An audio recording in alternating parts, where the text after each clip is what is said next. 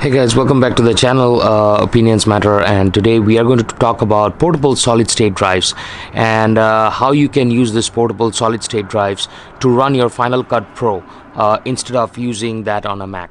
So I've got a Mac in front of you.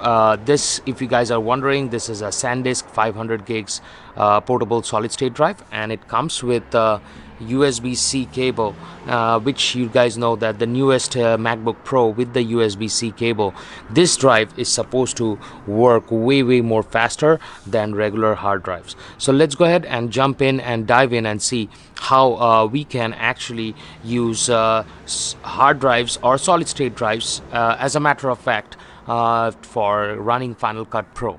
Now the thing is that why did I select solid state drive? Because when I went to the internet, I saw a lot of hard drive. The process is the same, but I'm pretty sure that this is going to be way more faster in experience in launching Final Cut libraries compared to hard drives. So without further ado, let's go ahead and begin this.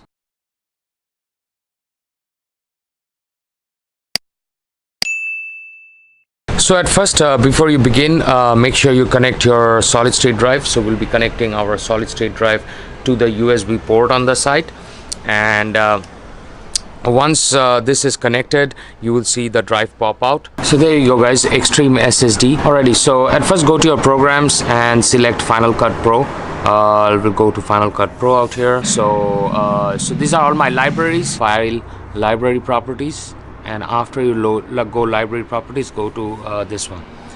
So media, you change this, choose and you can choose Extreme SSD as your media folder, and motion content in library, cache, motion content in motion templates library, cache you keep it in, you have to change this. So choose this as Extreme SSD. So you choose this, and backups, you can choose this again and make it to Extreme SSD. Okay, so you can choose this and make it Extreme SSD, and after that you can press OK. Yeah, include render files also, and that's pretty much it.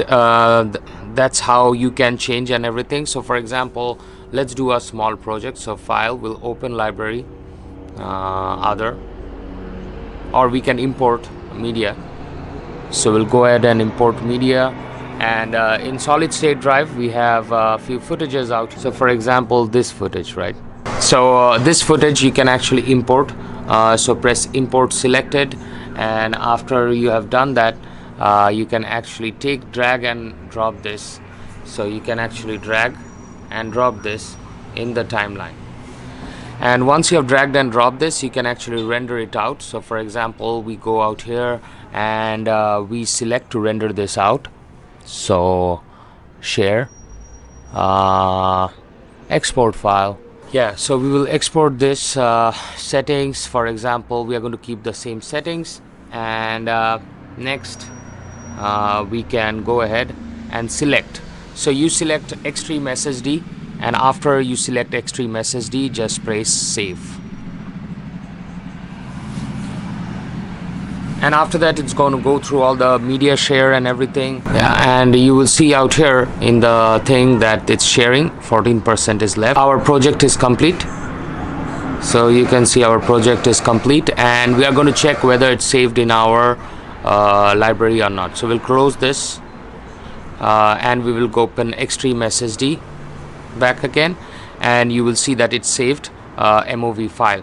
Now just that you have a lot of footages out here, you can actually make a separate folder of this. So you can go to file, new folder, and Final Cut, and you can actually take these files and keep it organized out here. Okay, and that's how your SSDs will work. That's how fast it was. The transfer was very fast. It was only 2 minutes clip. You quickly edited it up. I hope I can help you out in this video. There's not going to be any intro or extra because I don't want this video to be very long, just because it's a simple thing. And well, if you'd like this video, give me a big thumbs up and do subscribe to the channel. Thank you for watching this. See you next time in another video.